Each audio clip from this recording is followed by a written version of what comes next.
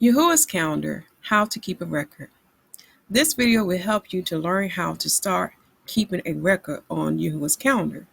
It will also show you two ways on how to keep this record. One is a simple way, and another is that is a thorough and detailed way. Let us proceed to the next slide.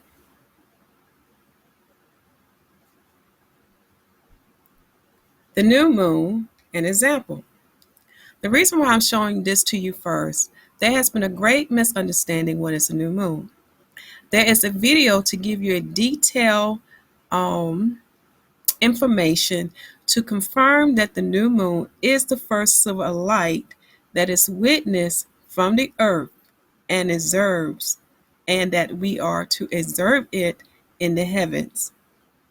Here is a picture of the new moon for the 5th month that was observed on Thursday, August the 4th, 2016, around sundown. Let us proceed to the next slide.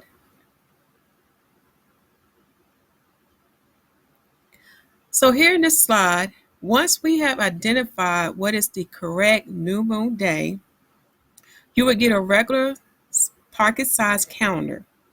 Now this is one of the easier and simple ways to keep a record of YAHUWAH's calendar. Now this is September 2016. When you look at the top row, starting on the Thursday, you see 1, September the 1st. Then you see a dark circle. That dark circle is to represent the dark moon. Also, you see a line drawn beneath the number 1. That line represents sundown. And then you see a number beneath the number 1, which is 29, letting me know that it's the 29th day of the 5th month. So when we go in the next block, which is Friday, which is day 2 of September, you see a little crescent drawn. And also you see the line that indicates sundown. So we witnessed the new moon on September the 2nd at sundown on Friday. The illumination was 2.4%, and that is the 6th month.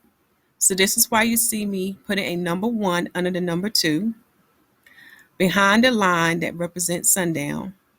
And then I repeat the same thing in the next block. I put number 1 in the far corner on the left-hand side when you're facing it, and I put a number 2 in the right-hand side corner underneath the number 3.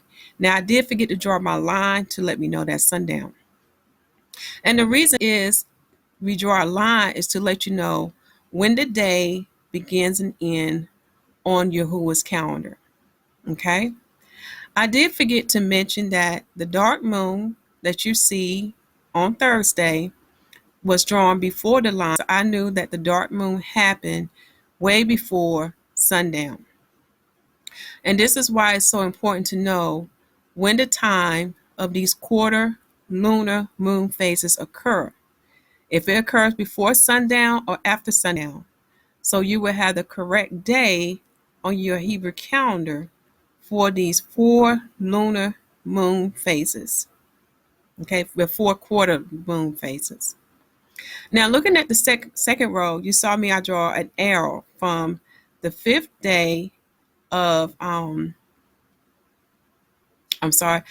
drew an arrow to represent the 5th day of the 6th month of the Hebrew calendar. So you can see that our days will overlap the Gregorian calendar days. And the reason is because we start from sundown to sundown.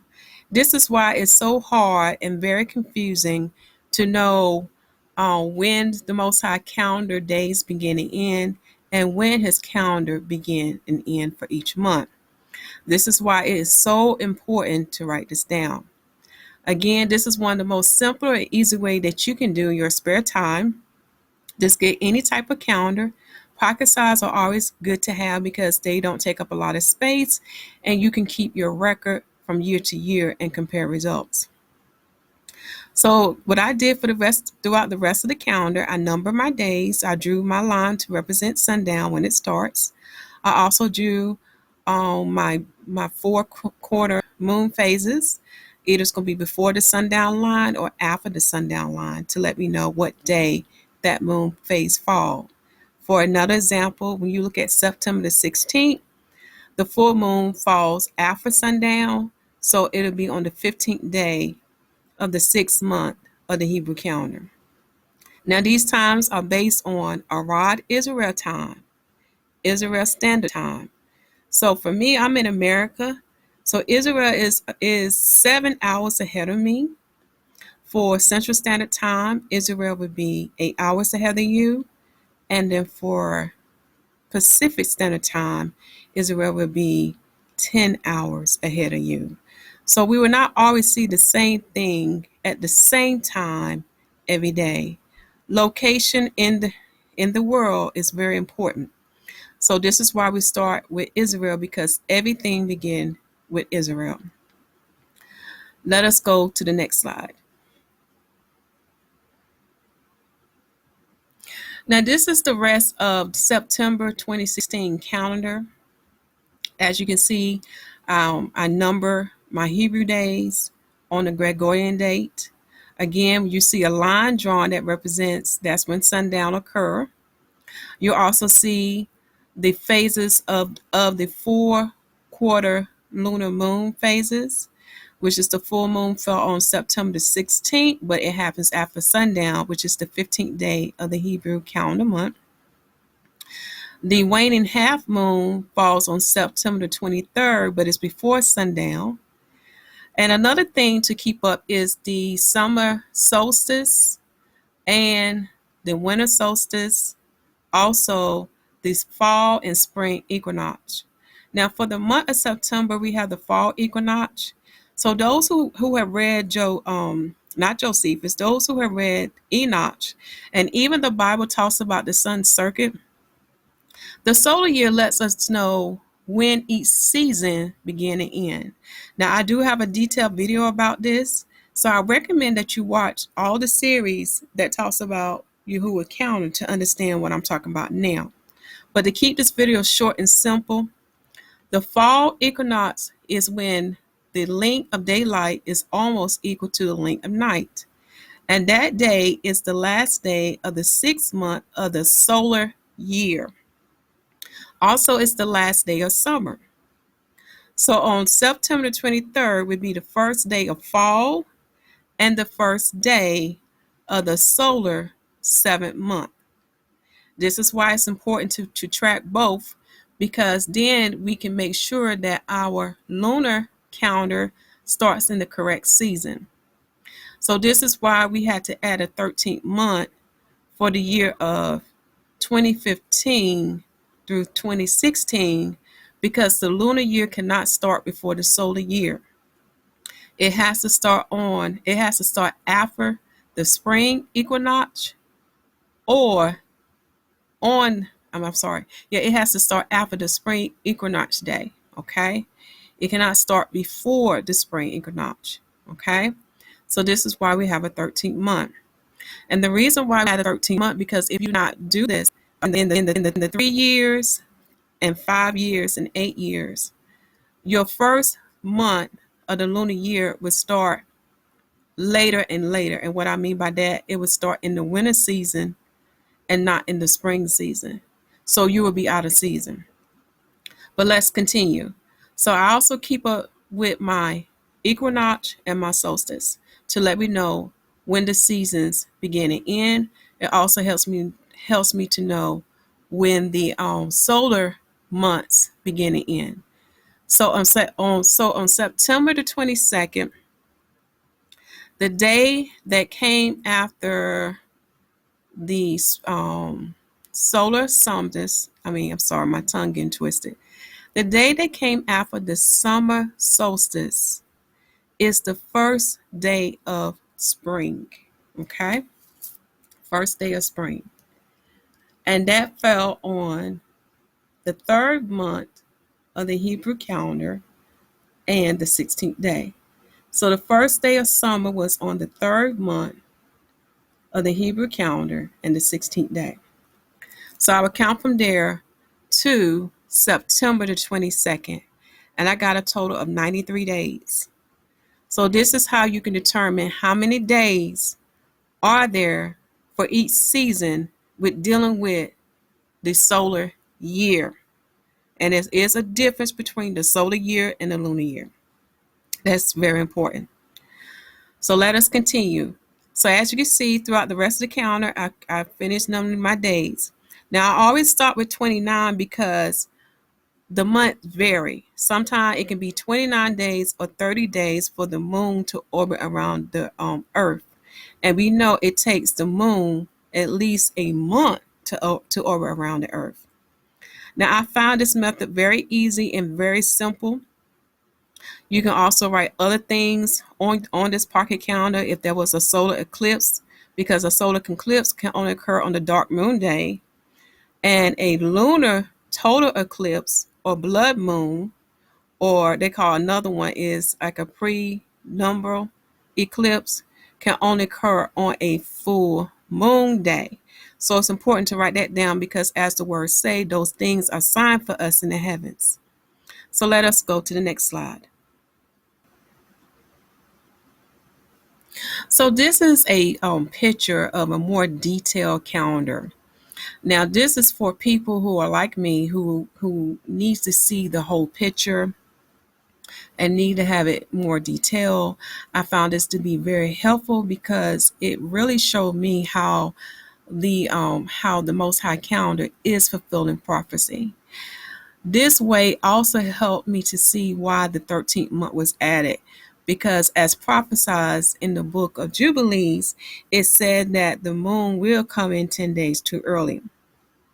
So when I added up the actual lunar time, I did get 10 days, 15 hours, and 14 minutes difference. So that has been confirmed. Also, what I like about this calendar is I can see how the 4-quarter moon phases fall. And remember, I said that you have another way to make sure that you observe the new moon correctly. I found by doing this calendar setup, it has truly helped me to make sure we have observed the correct new moon day. And for those who are still learning about the new moon, I'm letting you know now, there are certain things that can affect whether you can see the new moon. Because see, the new moon illumination is not as strong because, it's a low percentage. From what I have observed, it's usually around between 1 to 3%. Now, you can only see this in the west at sundown time, so you really have to stand out there and be patient and look for it. Other things that can affect the new moon sighting are weather conditions, such as a dust storm, or if it's real cloudy. Also, your location in the earth. If you're in a place where it has a lot of obstructions, such as tall trees, it'll be very hard to see where the horizon is.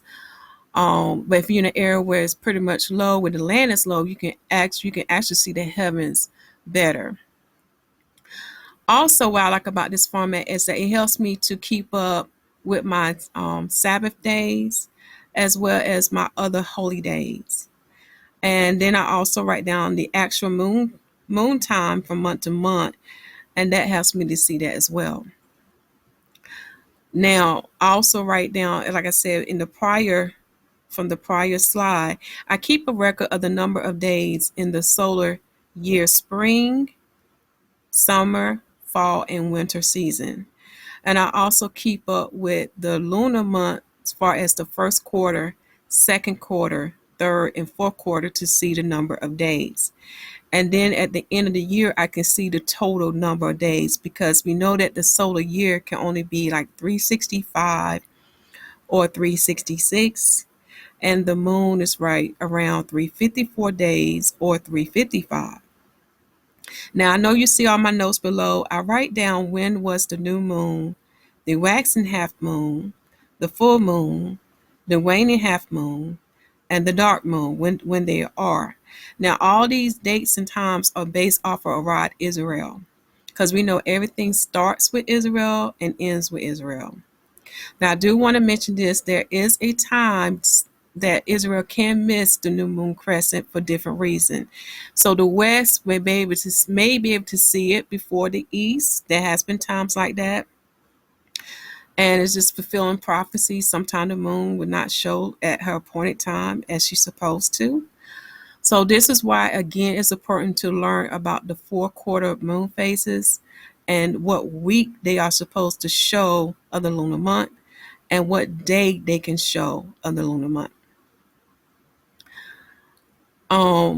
Again, any important details that's dealing with this calendar, I write it down, such as what season it is. Like this one says summer. This is harvest 2 because of Pentecost. For we know that wheat is only ripe in the 4th month to be harvest. Any farmer can tell you this. Also, we know that the grapes are only ripe in summertime, so that's why they had new wine. When you read Acts chapter 2, let's see. And then I write down this important Bible verse from Exodus chapter 34, verse 21. Because as you're learning about this calendar, you begin to realize it relates to agriculture. And this was another reason why the Most High gave us these holy feast days, was to celebrate the harvest that we got from our crops.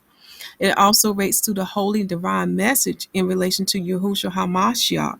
And this is why he gave a lot of parables that deal with agriculture, to help our people understand what the Father was trying to tell them about heavenly and spiritual things. I also write down the equinox as well as the solstice, so I can keep up with the solar year. So you can take this time now just to pause this picture and just look at and see what other things I have written down, especially like keeping up when the Jubilee year occur and when the Shemitah year occur. Those are important things as well. So take this time now to pause this picture to look over it, and then we'll go to the next slide for a closer shot of the 6th month. So this is a close-up shot of the Hebrew calendar month for the 6th month. So let's start with the top where you see number 1 with a crescent. So on September the 2nd at sundown sorry, my tongue getting twisted. In Israel, that's when we saw the new moon. So again, for a calendar day for the Most High, it's from sundown to sundown. So that's why you see me writing 2 to 3 to let me know that his day began on September the 2nd at sundown and end on September the 3rd at sundown as the first day of the 6th month. Also, I don't know if you can see that too well, but I also wrote down the moon illumination percent. So it was around about 2.4%. And that's very important to know. And we'll talk about that in after the next 2 slides. So then what you see going across is I label my day of the week, like day 1, day 2, day 3, day 4, day 5, day 6, and then I put the Sabbath. Now I have detailed videos on why the Sabbath fall on the 8th, 15th, 22nd, and 29th day of the month. So I don't want to go in details on this video, but again, it does line up with Genesis, where we know 1,000 years equal 1 creation day. And we know that the lunar year and the solar year began on the 4th day of creation, which is the 4,000 year. So this is why this calendar is still in alignment with Genesis. There's a great mystery about that. My people study that, as well as Exodus chapter 16. And then look at the time period of when Yahuwah HaMashiach was crucified, for he was resurrected on Abib 16th, for we know he was crucified on Abib 14th, which is Passover. And Abib 16th represent the first fruits of the body harvest, and we know our Savior was the first fruit of the resurrection. And let us continue back to this calendar. So here on the 6th month, 7th day, I have here the waxing half moon. And it's again, in the next slide, I give you more details about the time, but I knew it fell on that day, on that Hebrew day. And below it, I put down my Gregorian dates. So that is from September the 8th at sundown through September the 9th at sundown. Remember, this is based off of Israel time. Also, the full moon fell on the 15th day of the 6th month. And from what I've been looking on the internet, that there will be a prenumerable eclipse. So this type of eclipse can only happen on the full moon day. Then in the 6th month of the Hebrew calendar, we have the fall equinox. That's when daylight is about equal to the length of night or the length of darkness. So that is the last day of summer, and I counted the number of days for summertime of the solar year, and I got 93 days. So the first day of fall will fall on the 21st day of the 6th month of the lunar calendar. And also you see the waning half moon. And I did forget to mention this. On your 7th day of the calendar, you see that moon phase. It can fall on the 6th, 7th, or 8th day of the first week. Now the full moon, this is a guarantee, can only fall on the 14th or 15th day of the month. It can only fall on those 2 days. And from what I have observed about the waning half moon that you see on day 21 of the 6th month, from what I have seen, it falls on the 21st or 22nd. Now, if someone sights the new moon on September 3rd at sundown today, then I know they have missed that new moon. Because for right now, I have only observed the waning half moon that you see on this picture on day 21 can only fall on the 21st and 22nd from what I have observed, my people. So if they go by the new moon day being on September the 3rd at sundown, then that phase will fall on the 20th day of this Hebrew calendar. And I have to be honest, I have not seen that happen. So this is why it's important to know how these phases fall. Now for the dark moon, I have seen it fall on the 28th, the 29th, or the 30th day. And remember, it can take 1 to 2 days before you can see that new moon. Now for the last waning crescent, I have observed it to be on the 27th, 28th, or 29th day of the 4th week. That phase will always fall in the 4th week.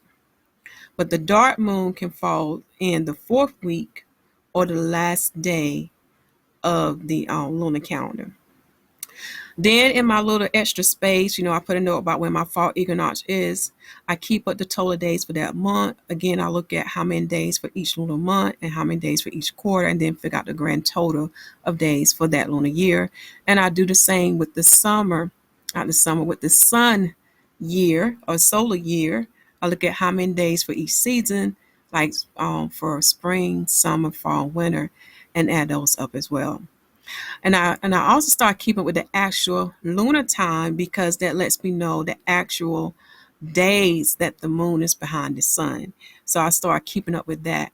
And a lot of this information you can get from timeanddate.com. I find that to be a very great site, because when I go out and observe the heavens, or when I review what my brothers and sisters have observed, it pretty much lined up. So they've been pretty much on point with that. So let us go to the next slide. Okay, now here's a closer shot of my notes that you can see that is below that 6 months calendar. As again, I do keep up with the actual lunar time of that month. And timeanddate.com gives you very good details information. They even talk about the solar year. Look under tropical year, because tropical year actually measure the actual sun time, the actual sun orbit around the earth. Well, in other words, looking at the sun circuit. Okay, but let's go ahead and proceed. When you look at number 1, I write down when was the new moon observed. And then from timeanddate.com, they give me like a projected day and time.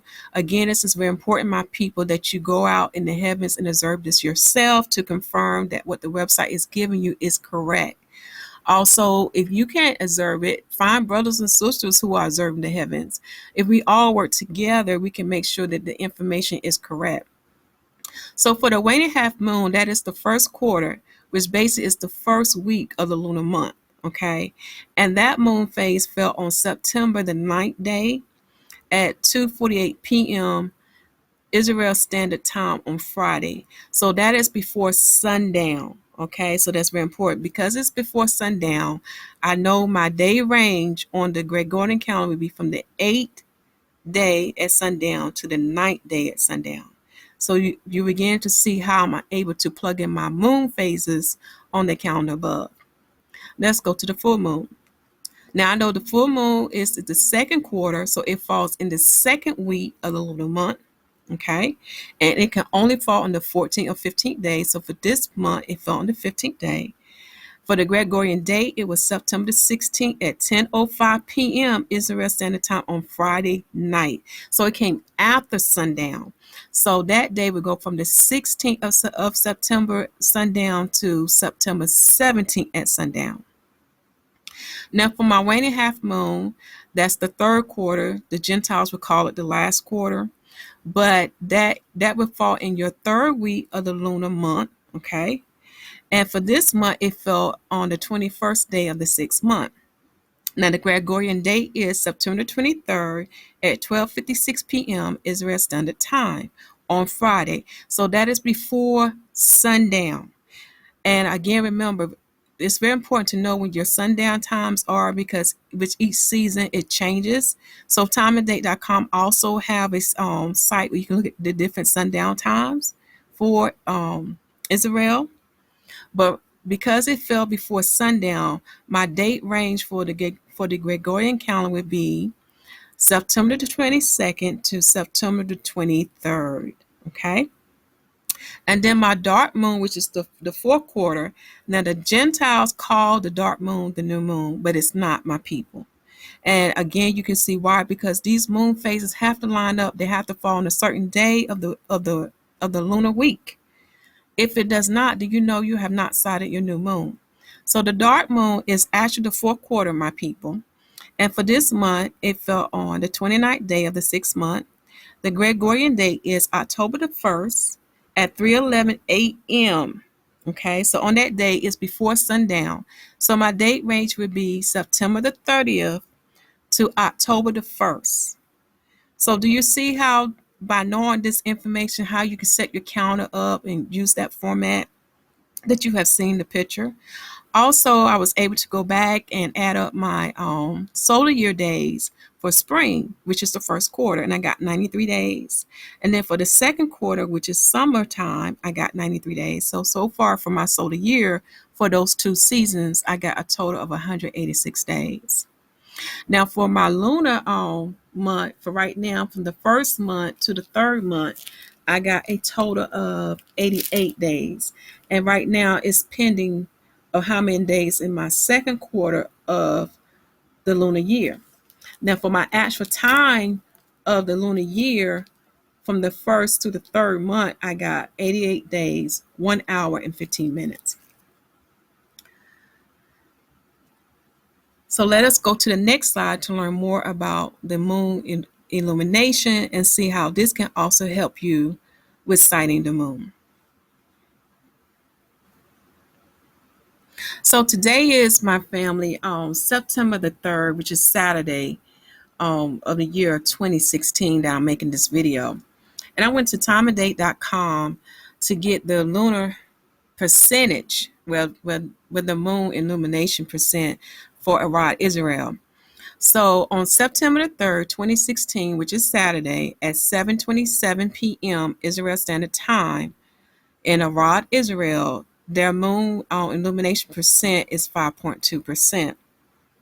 Now, the reason why I mention illumination, because sometimes it can give you an idea if you have sighted your new moon day correctly. From what I have observed so far, the new moon that has been sighted usually range from 1 to 3%, somewhere in that range. When you started getting more than that 3%, or I would say more than that 4%, then you know you have missed your new moon day. Again, another test to look at your full moon to make sure it falls on the 14th, 15th day.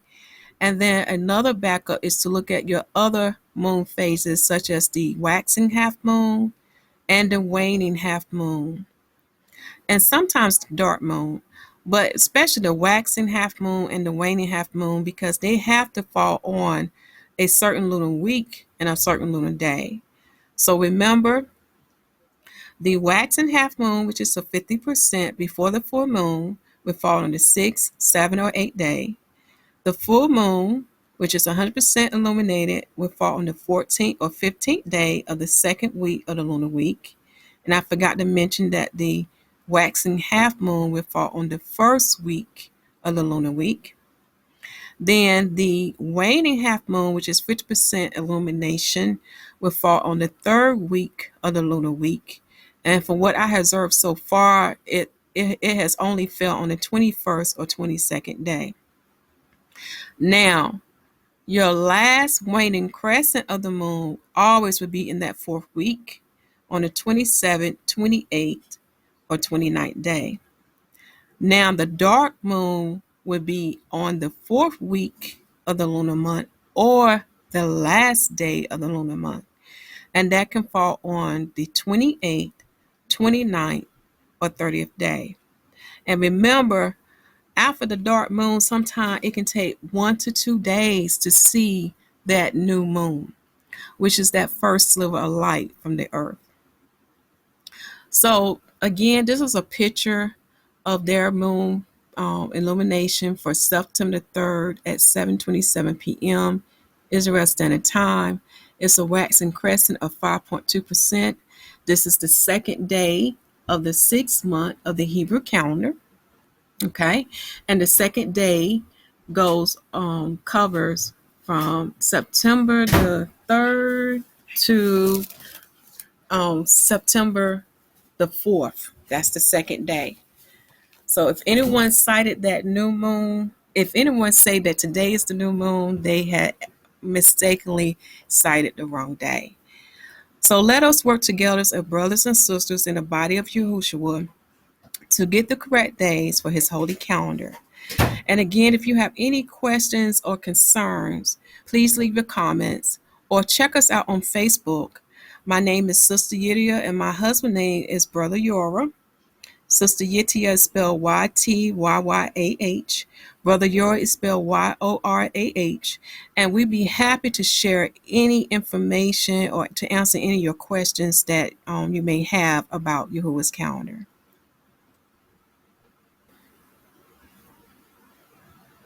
Thank you for watching. And most importantly, my people, preach the gospel of the kingdom of heaven is at hand. For we know this is the season for Yahuwah HaMashiach to return. So please receive salvation, which is written in Romans chapter 10, verse 8 through 13, and be baptized in the name of Yahuwah HaMashiach. And to learn more about the baptism, because it's carnal and physical, read John chapter 3, verse 1 through 12, Mark chapter 16, verse 14 through 16, and Acts chapter 2, chapter 8, chapter 11, and chapter 19. And Shalom.